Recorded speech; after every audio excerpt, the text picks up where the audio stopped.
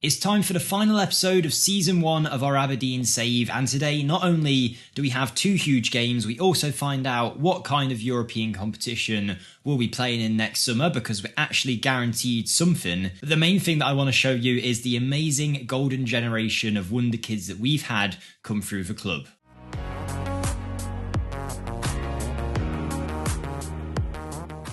Hi everyone, Jake here. Welcome to the episode. Hope you're all doing well. Like I say, today we've got a lot to cram in to one episode, but hopefully it'll be a pretty good one because we have two pretty entertaining games, I would have thought, as well as a youth intake. I'll talk about future transfer plans and what we've done since you last saw us, because as you can tell, a lot of time has passed. The first thing we're going to go into is on this screen here though, but before I talk about that, if I could ask you guys to show your support for the videos and keep smashing the like button, I would massively appreciate it. Drop a comment to help with the algorithm and let me know where you think we should improve in the squad next season, and subscribe for more content like this. But firstly, in our Aberdeen Save, the first thing to note is that we've improved the junior coaching and the youth recruitment at the club, which is great, and I think in turn that's going to help us get some good youth intakes, which we've certainly had here so far. Let me show you them, the players that we've had come through, and they are some real talents. The first one is this guy, Jack Cunningham, who is seen as the one with the most potential. He's got excellent technique, flair, and some great attributes for a 15-year-old, and he's also super consistent. I got very excited until I saw he had free determination. He's also good with both feet, man. This guy could have been the perfect player. He still might be. We're going to give him the chance to develop, mentor him, and hopefully get rid of that awful determination, but he could be a star for the future. He looks very, very good, but he isn't the only ones that we had. We've also had this guy, Rory Duncan, a young fullback with supposed 5-star potential. Liam Gerrard came through as well. He looks pretty good, as does Islam Haddad, who also looks like a nice prospect. One that I think will make a massive impression in the team straight away though, a position where I'm happy to put a young player in, is goalkeeper Dane McMullen, who already looks pretty decent, 2 stars at 16 years of age, can potentially get a lot better than this and has some good attributes for his age too. I'm going to give him a little bit of time to develop, and then maybe next season he can come in as our number 2 and maybe eventually take over that starting spot. It's been a great intake, as you can see, loads of elite level talent supposedly. I can't see the level, but I assume that's an A-star intake. It said golden generation, so I'm very happy to have that. And before they even came in, our under-18s have not only won the league by an absolute landslide, let me just show you how much they've dominated that league, they also won the Scottish Cup. So we've got a bright future in this youth team, and there's plenty of players, as you can tell here, that are ready to make their mark in the first team, and that's something we're going to look to implement next season, because we need to do a bit of a transfer rebuild. I don't know how much we're going to get, but it's going to be our first summer where we're fully in control of everything. We're not coming in to players that have just been bought in or anything like that. We are in control, and hopefully I can get the squad to a better level than what we're seeing here, because even though you saw us play Motherwell last time out and win, we've just been poor, to be honest, since then. We were very good up to that point. We lost to Celtic, fair enough, beat Livingston, beat Dundee, but then an away loss to Celtic threw us off. We drew 0-0 to 10-man Hearts, then lost 1-0 to 10-man St Johnstone. We then played 10-man Kilmarnock and beat them 3-1, beat Ross County. I thought we were good again. Then we lost to Rangers, and after that we played Celtic, which we lost, and then 2 draws against Hearts and St Mirren. If you don't know, towards the end of a Scottish season, it breaks away into this format where we basically play everyone in the top 6, and the last teams we've got to play are Rangers and Hibs. But I've now just realised, no matter what we do, we cannot overtake Hibs, which is very annoying, and it does mean we're probably guaranteed now this Conference League place, which goes to 4th place in the league. I mean, I don't see us dropping into 5th, it's impossible. We also can't go any higher, so it looks like 4th place is secure, and if we go to the rules and the structure, 4th place guarantees us a place in the qualifying round for Europa Conference League and £1.81 million, which isn't bad at all. Be our first steps into European football, but we definitely need to improve our squad if we want to do better next year and also potentially compete in Europe. But 60 points is a pretty good margin. Our main issues recently, and the things I'm going to look to improve in the summer, are our attacking players. Miofsky scored 2 in his last game, but before that had gone something crazy like 10 games without scoring a goal, it felt like. He's been playing awfully, to be honest, and I'm starting to think maybe I need to sign my own striker for this team, but I'm willing to give him these last couple of games to impress. I also need some better options in these attacking areas. Midfield is pretty solid. Defenders we're going to need to improve as well, because we're losing a few to age issues and also depth. But it would be nice if we can get one win against the Old Firm in this season. I don't think we've had it yet. Maybe a draw against Celtic, but we have yet to beat Rangers. We're playing them at home here. I've got very little hope that we can actually do anything to beat Rangers today because our squad is significantly weakened. A lot of players are tired, a lot of people injured, half fit, and it means that our team looks terrible, to be honest, with Mansour as our inside forward on the left, which doesn't seem right to me. I'm actually just going to try Duke there. I know he's not really suited to that position just yet, but surely he's suited to that more than the inverted winger on the right that we've been using him as, because he is going to cut in on that right foot. He can take some shots. He's quick. I'm going to treat him as an inside forward, see what he can do on that side. Ryan Duncan will play on the other. Our midfield are pretty much all injured and tired, but hopefully we can get something here. But I'll be honest, guys, I'm expecting to get battered. The game after this against Hibs will be another good test. But I feel like this season, it's obviously proved that we're not as good as a top two. We knew that, but I think Hibs might be a little bit further ahead of us in terms of their current squad. What I'm a big fan of, though, here at Aberdeen is because we've got so many of those good young players coming through, and a lot of the squad that we've developed so far is quite young. I feel like we have a higher upside than a lot of these clubs that we're competing against. So that's the aim, that just over time we can take over them due to the young talent that we've got coming through. For a few years yet, we're not going to have the financial firepower that the likes of Rangers and Celtic have, the kind of players that they have in their team. I mean, we're actually doing quite well here, but if you took one of Rangers' players on this pitch, I guarantee you they're probably 10 times better than anyone that we've got. But so far, possession quite equal. Chances are only for us. Rangers have done nothing, 33 minutes in, and I've got to say I'm impressed with that. As long as we can stay in the game, a draw would be great. Rangers, I guess, are out of the title race at this point, I would have thought. I feel like Celtic were running away with it not too long ago. But as first halves go against Rangers, that's the best we've had. 50% possession, we creating all the chances, not letting them do anything. It's our last home game here of the season, playing in front of the Aberdeen fans, or at least those who turn up. So hopefully we can give them something to shout home about. But it is a very packed stadium. Everyone coming here to watch Rangers. And it's Richardson, who's on the edge of the box. He takes a shot. It's in. Did it deflect off one of their players, or did Miofsky head it? It looks like Miofsky headed it, which means that he could have been offside. But if he scored here, this could be massive for us. Goal review taking place. Goal disallowed, of course it is. I feel like we get a million of these so far this season. I've had loads this season off camera where we just score and it goes to an offside review, and that man is always in an offside position. But 60 minutes in, Duke as an inside forward on the left has done a good job. Miofsky not having a good game yet again. And Rangers are now got their first highlight of the game and potentially their first real chance as they play the ball forward, but Scales intercepts and heads it back to Roos. We control it nicely. It doesn't quite work, and Rangers do end up back on the ball with Roof on that right-hand side. He's got a lot of space to run into. He absolutely misfires his shot way wide of the goal, and 60 minutes in, we're still doing fine. XG, I mean, arguably we could be winning this game based on our chances. And maybe a sub or two could get us that win. But mainly I'm just going to try and protect people. So Fabrizio Diaz is quite tired. Let's get Ramadani on there and bring on Ross McCrory. Dale Stevens can come on for Connor Barron. Miofsky's just not doing well, so I am actually going to put Duke up front, put Mansour as the inside forward as it wanted us to before the game started. Bring on Jack McKenzie. Why not bring on Hatim Ben Arfa as well? And outside of that, anything else that we can maybe do? Should we try Joris Gagnon on to see if he can make a pass or two, get us forward? I don't know, just fresh legs. A lot of these games are coming thick and fast so far, and it's only a few days until our next match after this. But maybe these subs can get us over the line, or maybe we've just thrown the game away. Duke scored. We've actually got a goal. 73rd minute, we're 1-0 up against Rangers. It's a very good header. McKenzie with the cross. My tactical genius has clearly worked out. But we might actually get a win against one of the Old Firm here, which has been a long time coming, and will be a great segue into next season, which will be when you next see us, of course, after a big summer transfer rebuild. First game to next season, I'll show you what's going on. But this could be massive if we can hold on here. I'm sure Rangers will have one more chance to say about it, though. But this is good. This is very, very good. No subs left. Nothing that I really want to do. Don't want to mess with the shouts. Don't want to mess with the mentality. Just let the players do their thing. In the 88th, it's Rangers with the free kick. We do manage to head it away. Ben Arthur, chance for a counter. Duke's, he's got to be miles offside there, hasn't he?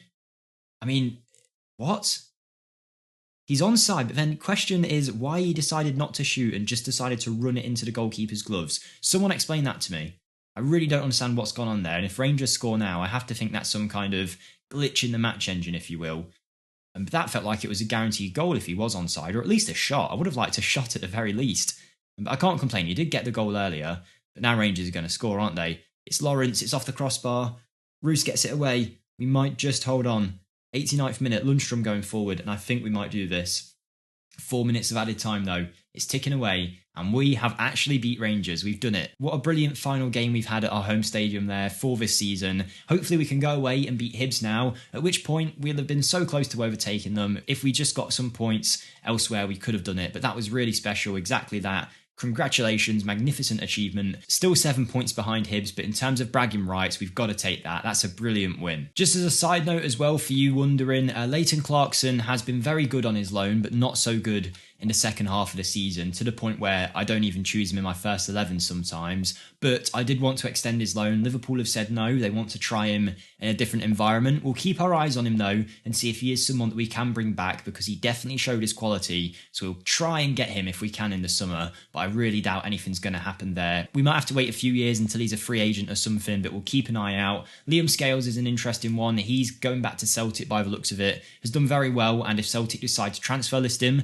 we'll go for it, but I just think we could get better options out there. But we'll keep tabs on both of them because they've both done well for us, and I'd be happy to bring them back for another season. But yeah, I'm just now forwarding ahead to the Hibs game. It looks like we've got a few contracts coming out to their end soon, ones I'm very aware of, one being Phil Bardsley. I've already set him for release. I don't know if you guys remember, but basically he was asking for loads of game time. I gave him as much as I physically could for a 38-year-old man who was always unfit or suspended, and he still complained that we didn't give him enough. So I said, you know what, go then. We're just letting him go. I'm not bothered about him. Probably the worst signing I've made so far. Should have worked on paper, but he's just too much of an influence over the rest of the squad and not good enough for how good he seems to think he is, because Jaden Richardson, when he plays, is significantly better. Here's the team for the Hibs game though. I would just love to beat them here. Just to get 2 wins on camera against Rangers and Hibs would be great. We're away though, which might cause some issues, but I'm just hoping if we can win, it sets a really good precedent for next year. But the team that we're going to go for, I mean, it's quite a broken up team. Everyone's tired. We'll try and figure something out. I mean, Duke's also tired. Literally everyone's got an issue, but then at the same time, I'm thinking, we've got no more games left this season. We may as well play people, right? So Liam Scales can come in at left back, even if he's a little bit more tired. Back four's fine. I would have liked to have played Richardson, but he's just not ready. I can't risk a long-term injury with him.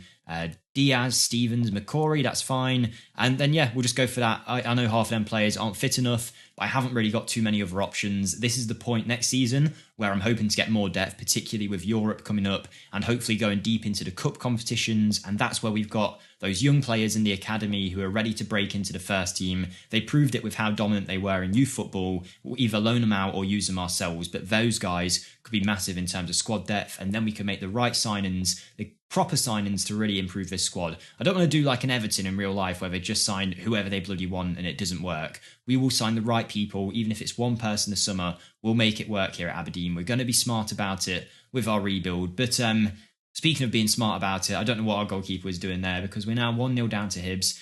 Roos, I don't know whether it's an error from him. It is a long shot that goes through bodies, but he gets a strong enough hand on that. He should be turning it wide, but instead he pats it into the back of our own net, which isn't good. And with that young goalkeeper that came through in our youth academy sniffing around, you can't make mistakes like that too much longer, Roos, else we will get rid of him. But here's Hibs counter-attacking in the 10th minute from a good chance that we had from a corner. It looks like we might be able to deal with it, but it is, again, Phil Bardsley on that right-hand side who's just going to get destroyed pace-wise. He's already on yellow. I'm sure without even seeing his match rating, he's having a terrible game. I've just checked and he's on a 6.5, one of the worst players on the pitch. Does not surprise me, but at least he can say goodbye to the fans here, if there's any that actually care about him. But 28 minutes in, it's not looking too good from us in this game. I'm not expecting much. We obviously gave our all against Rangers. Everyone's tired. And this wouldn't be my ideal 11, but who knows? Here's Scales going forward to McCory. He's played a really good forward ball into Miofsky, who takes it around the goalkeeper and finishes very well. That's brilliant. That's 1-1.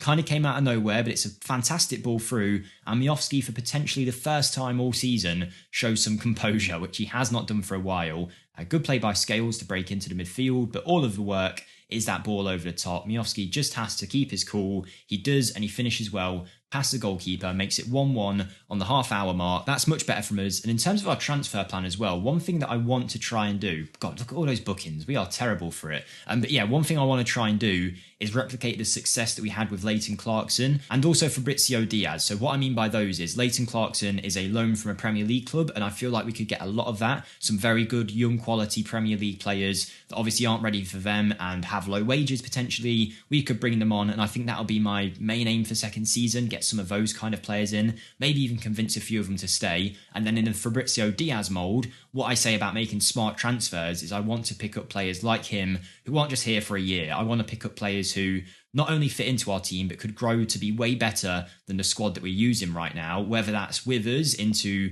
10 years time when we're in the later stages of the Champions League, hopefully, or whether it's to grow and sell on for a profit. Either way, they're the kind of signings we need to be making, not investing into random players who are 2.5 stars, which it looked like Aberdeen had been doing for a while before I took over based on the squad. But there is a lot of good young youth here, and hopefully we can build around that. But, no. Well done, Roos. What a save. I thought Hibs had scored then. The way he took that shot and placed it, I thought it was in. But Roos makes a fantastic stop. 70 minutes on the clock. It's 1-1. Let's do one last roll of the dice in terms of subs and see if we can sneak a win. So Ryan Duncan is going to come off for Hatim Ben Arfa. Basujan is going to come off for Duke. Fabrizio Diaz is tired as anything. We've used him a bit too much this season and he is struggling. And Dale Stevens also not playing too well. Liam Scales off for Mansour. That's 5 subs, 5 quality players coming on. And let's see if anything can happen in the final 15. A draw would not be a bad result considering the situation that we're in and we're away and all of that, but I would love a win here.